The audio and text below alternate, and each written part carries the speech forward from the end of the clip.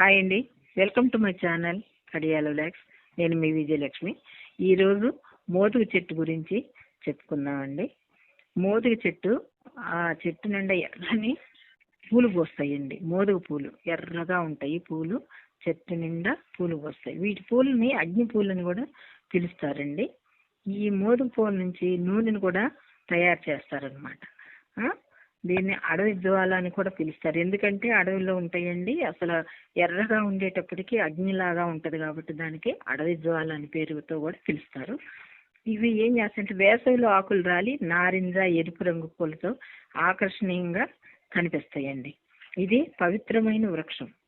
దీని పువ్వులు హోలీ మనం పండుగ చేసుకుంటాం కదండి.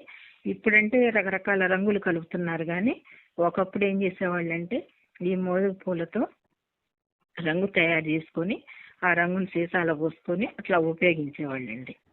మళ్ళీ దీని ఆకులు కూడా పెద్దగా ఉంటాయి కాబట్టి అండి విస్తరాకులుగా కుట్టి వినియోగిస్తారండి.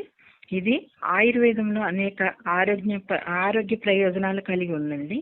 ఈ మోదుగ చెట్టు ఫిబ్రవరి మార్చి నెలలో ఆకులు లేకుండా కేవలం ఎర్రని పూలతో చెట్టు మండుతున్నట్టుగా మనకి కనిపిస్తుంది.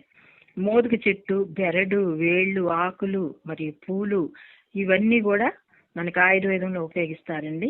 ఇవి మూత్రపిండాల సమస్యలను, చర్మ వ్యాధులను, కడుపులో నులిపురుగులను ఇవన్నీ తగ్గిస్తాయండి. ఈ కడుపులో మంటను కూడా తగ్గిస్తుంది అన్నమాట. మోదుగ ఆకులను పవిత్రంగా భావించే శివ పూజలో కూడా వినియోగిస్తారండి. మీకు నచ్చినట్టయితే లైక్ చేయండి, షేర్ చేయండి, సబ్స్క్రైబ్ చేసుకోండి.